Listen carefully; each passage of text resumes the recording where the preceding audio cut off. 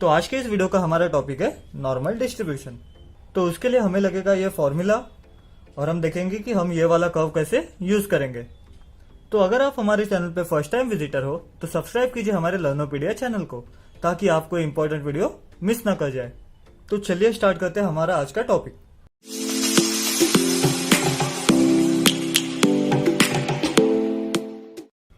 तो यहाँ पे हमारा फॉर्मूला क्या है नॉर्मल डिस्ट्रीब्यूशन के लिए, z is equal to x minus mu upon sigma.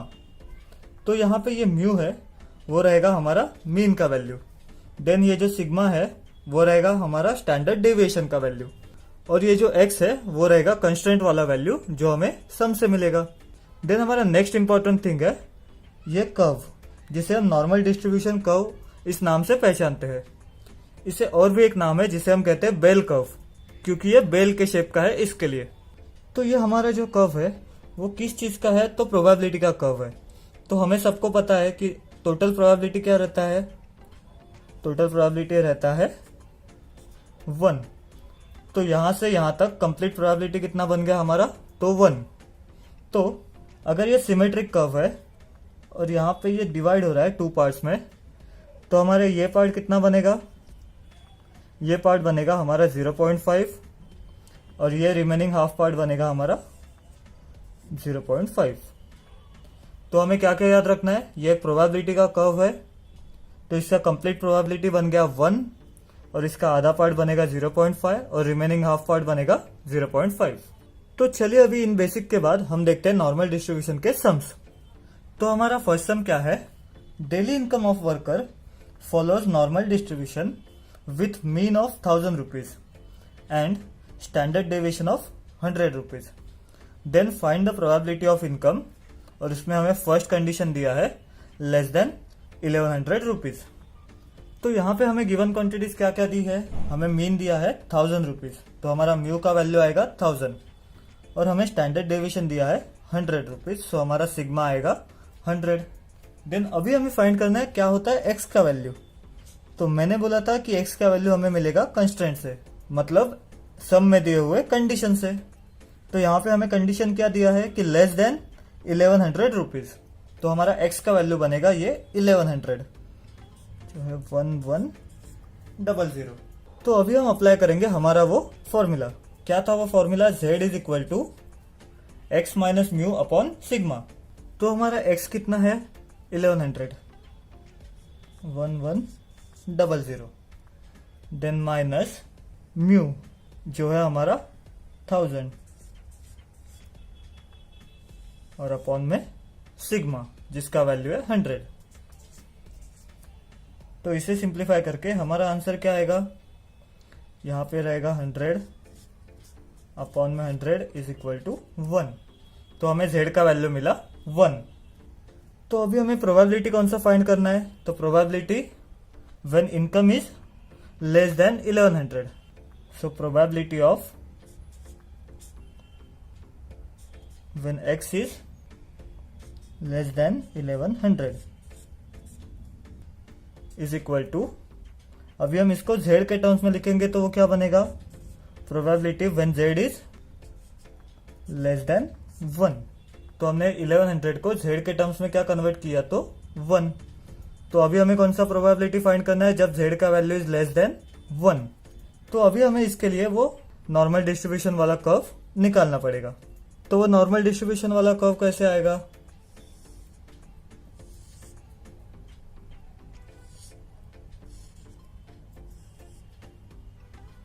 अभी ये कर्व में हमें क्या फाइंड करना है, पहले z is equal to 1 find करना है।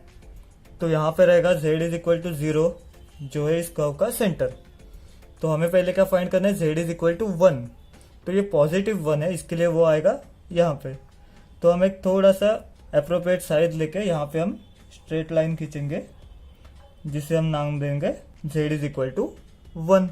तो अभी हमें कौन सा वैल्यू फाइंड करना है, probability when z is less then 1। तो हमारा ये प्रोबेबिलिटी वाला कर्व है और हमें फाइंड करना है कि जब भी ये प्रोबेबिलिटी लेस देन 1 रहेगा, तो लेस देन 1 मतलब हमारा लेफ्ट हैंड साइड। तो हमें कौन सा एरिया फाइंड करना है, तो ये वाला। तो हमें इस कंप्लीट इतने पार्ट का प्रोबेबिलिटी फाइंड करना है। तो हम ये कैसे फाइंड करेंगे? हमने एक छोटा सा कंसेप्ट देखा था कि ये हाफ पार्ट का प्रोबेबिलिटी कितना होता है, तो इसका प्रोबेबिलिटी होता है 0.5। तो अगर हम उसमें ये पार्ट का प्रोबेबिलिटी ऐड कर देंगे तो हमें मिलेगा हमारा फाइनल आंसर। तो अभी हम इसका आंसर मतलब probability of z less than 1 का आंसर क्या लिखेंगे? तो 0.5 प्लस इस पार्ट का प्रोबेबिलिटी। तो इस पार्ट का प्रोबेबिलिटी मतलब क्या? तो probability of z is equal to 1। तो इसका मीनिंग क्या होता है? Probability of z is equal to 1 मतलब ये सेंटर से लेके वो पॉइंट तक जो भी हमारा पॉइंट है, यहाँ पे क्या है 1, तो ये 0 से 1 तक जो भी पार्ट है उसका प्रोबेबिलिटी, तो वो क्या होगा? Probability of z is equal to 1। तो इसका आंसर हमें गिवन दिया रहेगा एग्जाम में। तो इसका आंसर इस केस में क्या है? 0.5 प्लस 0.3413, जो कि आपको एग्जाम में गिवन रहेगा। तो इन्हें ऐड करने के बाद बनेगा हमारा फाइनल आंसर। तो क्या आएगा वो फाइनल आंसर? 0.8413। तो हमने इसमें क्या क्या किया? पहले हमने गिवन क्वांटिटीज फाइंड किए जो थे म्यू, सिग्मा और एक्स था हमारा कंडीशन। उससे हमने z का वैल्यू फाइंड किया। फिर हमने नॉर्मल डिस्ट्रीब्यूशन वाला कर्व फाइंड किया। तो हमारा कंडीशन क्या था कि लेस देन 1100, मतलब probability of z when it is less then 1। तो लेस देन 1 के लिए हमने क्या किया? 1 के लेफ्ट हैंड साइड वाला पार्ट लिया। तो उसका प्रोबेबिलिटी हमने कैसे फाइंड किया? ये डायग्राम के हिसाब से। तो इतना पार्ट बनेगा हमारा 0.5 क्योंकि ये हाफ पार्ट है, और हमने इसमें probability of z is equal to 1 find किया जो है इतना पार्ट, और उससे हमें मिला ये हमारा फाइनल आंसर। तो चलिए देखते हैं हमारा अभी नेक्स्ट कंडीशन। सो अब हमारा सेकंड कंडीशन क्या है? More than ₹1100। तो यहाँ पे भी हमारा x सेम है, क्या है वो? 1100, और हमारा म्यू का और सिग्मा का वैल्यू इस पूरे सम में सेम ही रहने वाला है। तो इस केस में हमें सिंप्लीफाई करके या फिर हम डायरेक्टली भी लिख सकते हैं z का वैल्यू 1, जो आया था हमारा फर्स्ट कंडीशन में। बट यहाँ पे चेंज क्या है? तो वहां पे था लेस देन 1100 और अभी है मोर देन 1100। तो अभी हमें कौन सा प्रोबेबिलिटी फाइंड करना है? Probability when x is greater than 1100 rupees. तो इसी का मतलब क्या हुआ z के टर्म्स में? Probability when z is greater than 1। First case में क्या था? यहाँ पे लेस देन था, इसलिए यहाँ पे भी लेस देन आया था। और अब इस केस में x इज ग्रेटर देन 1100 है, तो यहाँ पे probability of z is greater than 1 वाला हमें फाइंड करना है। तो चलिए अभी निकालते हैं इसके लिए प्रोबेबिलिटी कर्व। तो कैसे आएगा वो कर्व? तो ऐसे रहेगा हमारा कर्व। यहाँ पे रहेगा z is equal to 0, then यहाँ पे आएगा z इज इक्वल टू 1 वाला लाइन, और हमें फाइंड करना है कि मोर देन, तो z is greater than 1। So z is less then 1 यहाँ पे है, तो ग्रेटर देन 1 रहेगा राइट हैंड साइड में, तो 1 के राइट हैंड साइड में। तो हमें अभी इस एरिया का आंसर फाइंड करना है। तो अब हम इस एरिया का आंसर कैसे फाइंड करेंगे? फिर से हम हमारा इनिशियल वाला कंसेप्ट यूज करेंगे। क्या था वो? ये सेंटर से लेके यहाँ तक क्या हुआ प्रोबेबिलिटी? 0.5, और उसमें से हम अगर इतने पार्ट का प्रोबेबिलिटी माइनस करेंगे तो हमें मिलेगा हमारा रिक्वायर्ड प्रोबेबिलिटी। तो सेंटर से लेके यहाँ तक का प्रोबेबिलिटी क्या रहेगा? Probability of z is equal to 1, क्योंकि हम 0 से 1 तक का प्रोबेबिलिटी ले रहे हैं। तो हम कैसे आंसर फाइंड करेंगे? तो इतना पार्ट का प्रोबेबिलिटी हुआ 0.5 माइनस ये छोटे से पार्ट का प्रोबेबिलिटी जो है probability of z is equal to 1। तो अभी हमें क्या करना है? तो probability of z is equal to 1 का आंसर पुट करना है। तो वो है 0.5 माइनस 0.3413। तो ये सिंप्लीफाई करके हमें मिलेगा 0.1587, जो बनेगा इस पार्ट का प्रोबेबिलिटी। तो दोस्तों मैंने यहाँ पे क्या सिर्फ चेंज किया कि अभी ग्रेटर देन 1 था, इसके लिए मैंने 1 के राइट हैंड साइड वाला पार्ट लिया, और उसका प्रोबेबिलिटी फाइंड करने के लिए मैंने ये 0.5 वाला प्रोबेबिलिटी मतलब हाफ प्रोबेबिलिटी माइनस इतने पार्ट का प्रोबेबिलिटी जो था probability of z is equal to 1। तो हमें मिला हमारा फाइनल आंसर। चलिए अभी देखते हैं हमारा नेक्स्ट कंडीशन। देन हमारा नेक्स्ट कंडीशन है probability when income is less than ₹790, और यहाँ पे हमें गिवन है probability when z is equal to 2.1 जो है 0.4821। तो प्रोबेबिलिटी व्हेन z इज 2.1 वो हमें गिवन में दिया हुआ है और हमें फाइंड करना है probability when income is less than 790। तो यहाँ पे अभी x का वैल्यू चेंज हुआ है तो हमें नया वाला z फाइंड करना पड़ेगा। तो अभी हमारा z क्या आएगा, x minus mu upon sigma. तो हमारा नया x क्या है 790 माइनस म्यू का वैल्यू कितना है तो 1000 और अपॉन में सिग्मा का वैल्यू क्या था हमारा 100। तो ये सिंप्लीफाई करके हमें क्या मिलेगा, z is equal to minus 2.1। तो अभी हमें कौन सा प्रोबेबिलिटी फाइंड करना है, probability when x is less than 790। तो x इज लेस देन 790। तो इसे हम z के टर्म्स में क्या लिख सकते हैं, probability when z is less then minus 2.1। तो अभी हमें फाइंड करना पड़ेगा हमारा वो नॉर्मल डिस्ट्रीब्यूशन वाला कर्व। तो वो कैसे आएगा,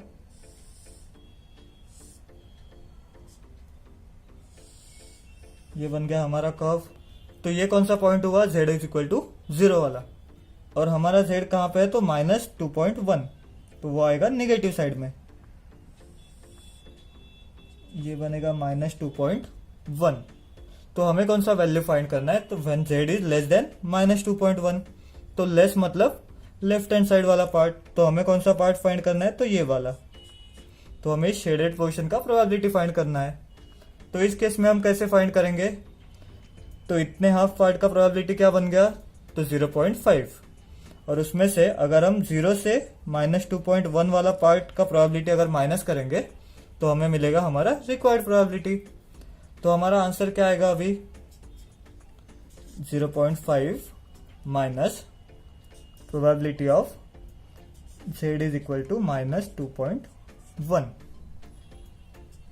तो ये 0.5 मतलब कंप्लीट प्रोबेबिलिटी इस हाफ पार्ट का, और उसमें से ये probability of z is equal to minus 2.1 का हम माइनस करेंगे तो हमें ये रिक्वायर्ड पार्ट का प्रोबेबिलिटी मिलेगा।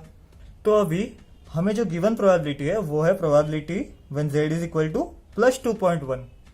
तो एक बात यहाँ पे दोस्तों याद में रखिएगा कि probability when z is plus 2.1 और माइनस 2.1 दोनों का प्रोबेबिलिटी हमेशा सेम आएगा, क्योंकि प्रोबेबिलिटी कभी निगेटिव नहीं होता।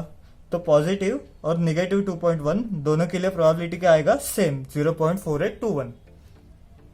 तो अभी हमें बस वो वैल्यू यहाँ पे पुट करके फाइनल आंसर फाइंड करना है। तो वो क्या आएगा, 0.5 माइनस 0.4821। तो इसे सिंप्लीफाई करके हमें मिलेगा हमारा फाइनल आंसर जो है 0.0179। तो हमने इसमें क्या किया, लेस देन के लिए पहले हमने z का वैल्यू फाइंड किया जो आया हमारा माइनस 2.1। तो मैंने इसे लेफ्ट हैंड साइड में निकाला, फिर उसमें से भी हमें लेस वाला साइड, तो उसके लिए उसका लेफ्ट हैंड साइड लिया, और उसमें मैंने क्या किया, ये हाफ पार्ट का प्रोबेबिलिटी जो बना हमारा 0.5, और उसमें से मैंने माइनस किया इतने पार्ट का प्रोबेबिलिटी जो था probability when z is equal to minus 2.1।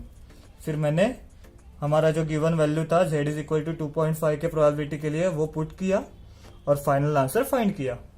तो यहाँ पे कंप्लीट होता है हमारा फर्स्ट सम। तो चलिए अभी देखते हैं हमारा सेकंड सम। तो हमारा सेकंड सम है 2000 students appeared for exam, distribution of marks is assumed to be normal. मतलब ये कौन सा डिस्ट्रीब्यूशन है, तो normal distribution with mean of 30 and standard deviation 6.25। तो हमें फाइंड करना है how many students will get marks between 20 to 40। ये हमारा फर्स्ट कंडीशन है। तो हमें यहाँ पे मीन दिया है, स्टैंडर्ड डेविएशन दिया है, और हमें यहाँ पे प्रोबेबिलिटी नहीं फाइंड करना है। तो हमें क्या फाइंड करना है, how many students will get marks between 20 and 40। तो हम क्या करेंगे, यहाँ पे हमें 2000 स्टूडेंट्स दिए हैं, तो हम क्या करेंगे, हम पहले इसका प्रोबेबिलिटी फाइंड करेंगे और इंटू 2000 करेंगे तो हमें मिलेंगे द स्टूडेंट्स वो will get marks between 20 and 40। तो चलिए स्टार्ट करते हैं। तो यहाँ पे हमारा मीन क्या है 30, मतलब म्यू का वैल्यू बनेगा हमारा 30। देन सिग्मा जो है स्टैंडर्ड डेविएशन जो दिया है हमें 6.25, और इस केस में हमें एक x नहीं दिया है, हमें दो x के वैल्यूज दिए हैं। तो हमारा फर्स्ट x क्या हुआ 20, और सिमिलरली हमारा x2 मतलब सेकेंड वाला x क्या हुआ तो 40। तो अभी हमारे पास 2x के वैल्यूज है, तो हमें z के वैल्यूज भी कितने मिलेंगे, तो 2। तो चलिए फाइंड करते हैं अभी हमारे z के values.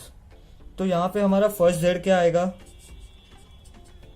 x minus mu upon sigma.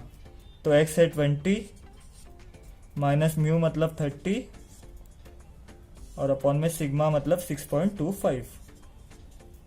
Similarly z2 क्या बनेगा, x मतलब 40 माइनस म्यू मतलब 30 और अपॉन में 6.25। तो इस केस में z1 का वैल्यू क्या आएगा, 20 माइनस 30 अपॉन ये माइनस 1.6 और यहाँ पे 10 अपॉन 6.25, तो वो आएगा z2 हमारा 1.6। तो अभी हमें कौन सा रीजन फाइंड करना है, तो वो रीजन है बिटवीन 20 एंड 40। तो मतलब z1 माइनस 1.6 और z2 1.6, इन दोनों रीजन के बीच का हमें वैल्यू फाइंड करना है।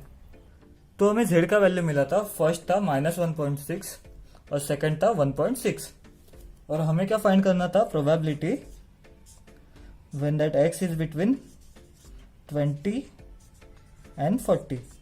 मतलब x 20 से बड़ा रहेगा और 40 से कम रहेगा, मतलब 20 से 40 के बीच में रहेगा। तो इसे हम z में कन्वर्ट करेंगे, तो वो क्या बनेगा, probability when that z is between minus 1.6 and 1.6। तो अभी इसे हम कन्वर्ट करेंगे वो नॉर्मल डिस्ट्रीब्यूशन वाले ग्राफ में। तो वो कैसे आएगा,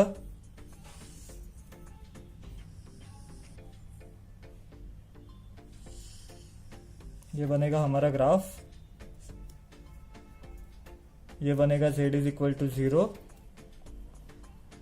ये है z1 जो है माइनस 1.6, तो ये निगेटिव साइड में आएगा माइनस 1.6, और ये जो पॉजिटिव है वो पॉजिटिव साइड में आएगा 1.6। और हमें कौन सा रीजन फाइंड करना है, तो इन दोनों के बीच का रीजन। तो हमारा रीजन कौन सा रहेगा,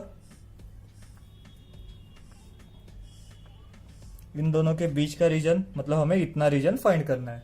तो यहाँ पे हमें क्या करना है, 0 से माइनस 1.6 वाला डिस्टेंस और 0 से 1.6 वाला डिस्टेंस, इन दोनों को अगर हम ऐड करेंगे तो हमें मिलेगा हमारा रिक्वायर्ड रीजन, उसका प्रोबेबिलिटी। तो इसके आगे हम क्या लिखेंगे, probability of z is equal to minus 1.6 plus कौन सा रीजन, तो probability when z is equal to 1.6। तो अभी हमें क्या करना है, बस इन दोनों प्रोबेबिलिटीज को ऐड करना है। तो हमें गिवन था कि z is equal to minus 1.6 का प्रोबेबिलिटी क्या था, वो 0.4452। सिमिलरली प्लस के लिए भी प्रोबेबिलिटी सेम आता है, तो वो क्या आएगा 0.4452, और इन दोनों को अगर हम ऐड करेंगे तो हमें मिलेगा प्रोबेबिलिटी एज 0.8904। बट हमें ये क्या मिला, तो प्रोबेबिलिटी का वैल्यू इन दोनों वैल्यू के बीच का। बट हमें क्या फाइंड करना था, प्रोबेबिलिटी नहीं, हमें फाइंड करना था नंबर ऑफ स्टूडेंट्स जो 20 to 40 के बीच में उनके मार्क रहेंगे। तो हम क्या करेंगे, इस प्रोबेबिलिटी को मल्टीप्लाई करेंगे नंबर ऑफ स्टूडेंट से, तो हमें मिलेंगे 20 के 40 के बीच के number of students. So number of student between 20 to 40, तो वो कितने आएंगे, टोटल नंबर ऑफ स्टूडेंट जो है 2000 इंटू उनका प्रोबेबिलिटी जो आया था 0.8904। तो हमारा आंसर आएगा 1780.8। तो इस वैल्यू को अगर हम राउंड ऑफ करेंगे तो वो कन्वर्ट हो जाएगा 1781, क्योंकि स्टूडेंट्स कभी पॉइंट्स में नहीं रहेंगे। तो हमारा फाइनल आंसर क्या आएगा, 1781 इतने स्टूडेंट्स रहेंगे बिटवीन 20 to 40 मार्क्स। तो इस केस में हमने डिफरेंट क्या किया, हमें दो पॉइंट्स मिले थे, एक था निगेटिव साइड में, एक था पॉजिटिव साइड में, और हमें फाइंड करना था उनके बीच का प्रोबेबिलिटी। तो हमने क्या किया, 0 से माइनस 1.6 तक का प्रोबेबिलिटी और उसमें ऐड किया हमने 0 से 1.6 तक का प्रोबेबिलिटी। तो हमें क्या करना है दोस्तों, सिर्फ ये डायग्राम देख के उसके हिसाब से ऐड या फिर माइनस करते जाना है। और अगर हमें पूछा रहेगा कि नंबर ऑफ स्टूडेंट्स, तो हम क्या करेंगे, ये प्रोबेबिलिटी को इनटू नंबर ऑफ स्टूडेंट्स करेंगे, तो हमें मिलेगा हमारा फाइनल आंसर। तो चलिए अभी देखते हैं हमारा नेक्स्ट कंडीशन। देन हमारा नेक्स्ट सम है number of students having marks more than 25। तो इस केस में हमारा x आएगा 25, तो उसके लिए अभी हमें z फाइंड करना पड़ेगा। तो वो क्या आएगा, x minus mu upon sigma. तो हमारा x है 25, हमारा म्यू का वैल्यू था 30 और अपॉन में सिग्मा आएगा 6.25। तो इसे सिंप्लीफाई करके हमें आंसर मिलेगा -0.8। तो अभी इस केस में हमें क्या फाइंड करना है, probability when x is greater than 25, क्योंकि यहाँ पे मोर देन 25।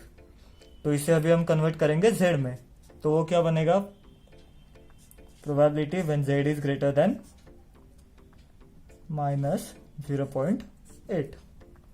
तो अभी इससे हम क्या फाइंड करेंगे, तो हमारा कर्व वो कैसे आएगा, यहाँ पे है वो निगेटिव, तो इस साइड में आएगा, लेफ्ट हैंड साइड में जो आएगा -0.8, यहाँ पे है z इज इक्वल टू 0, और हमें कौन सा रीजन फाइंड करना है, तो मोर देन वाला। तो मोर देन मतलब राइट हैंड साइड, तो हमारा ये रीजन रहेगा।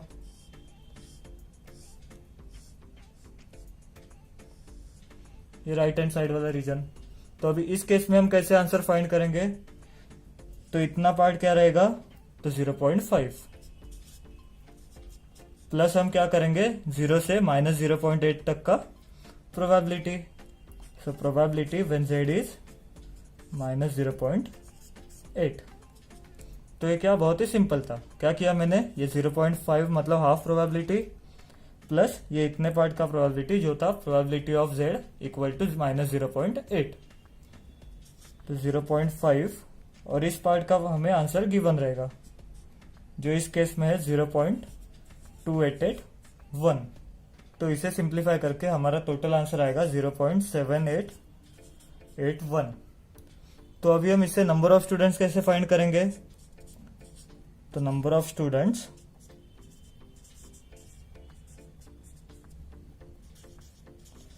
मोर देन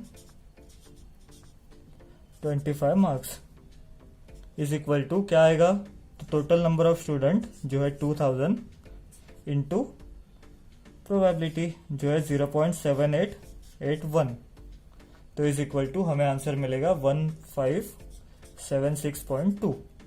तो इसे हम राउंड ऑफ करेंगे तो हमारा अप्रोक्सीमेट आंसर आएगा 1576। तो चलिए देखते हैं हमारा नेक्स्ट कंडीशन। सो हमारा नेक्स्ट कंडीशन है number of student between 35 to 40 marks. तो इस केस में हमारा फर्स्ट x1 है 35 और x2 है 40। तो उन दोनों के लिए अभी हमें z फाइंड करना पड़ेगा। तो z क्या आएगा हमारा, first z1 x minus mu upon sigma. तो x क्या है फर्स्ट केस के लिए 35 माइनस म्यू क्या था 30 और सिग्मा था हमारा 6.25।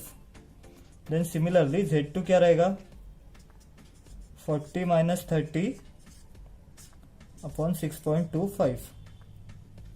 तो हमारा z1 क्या आएगा, इसे सिंप्लीफाई करके हमें मिलेगा 0.8 और अगर हम इसे सिंप्लीफाई करेंगे तो हमें मिलेगा 1.6। तो अभी हमें कौन सा प्रोबेबिलिटी फाइंड करना है, तो probability when x is between 35 and 40। तो इसके लिए अभी हम वो हमारा कर्व फाइंड करेंगे। तो हमारा कर्व कैसे आएगा, तो अभी इस केस में पहले 0.8,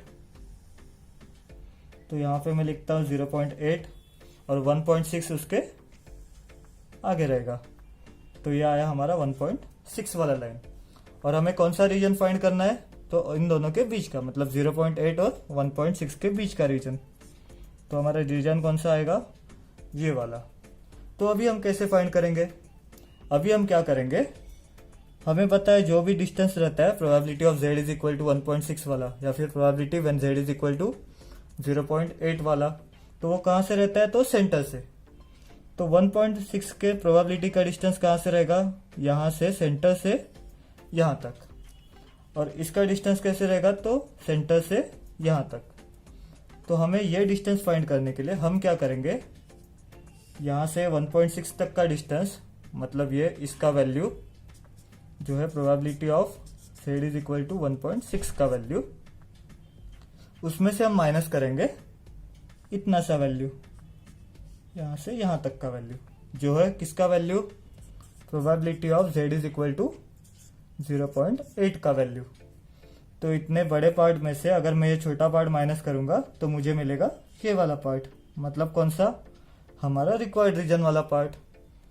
तो अभी हमें probability of z is equal to 1.6 given है, कितना था वो 0.4452 और माइनस प्रोबेबिलिटी ऑफ 0.8 तो क्या था 0.2881। तो इसे माइनस करके हमें मिलेगा 0.1571। तो अभी नंबर ऑफ स्टूडेंट्स क्या आएंगे, number of students between 35 to 40 marks is equal to total number of student जो थे 2000 इंटू उनका प्रोबेबिलिटी 0.1571। तो वो आएगा आंसर 314.2। तो स्टूडेंट्स कभी पॉइंट में नहीं रहते, इसके लिए अप्रोक्सीमेटली इसका आंसर आएगा 314। तो ये बनेगा हमारा फाइनल आंसर। तो इस केस में हमें कौन सा प्रोबेबिलिटी फाइंड करना था, जब x का वैल्यू रहेगा बिटवीन 35 to 40। तो हमने दोनों केस के लिए z फाइंड किए।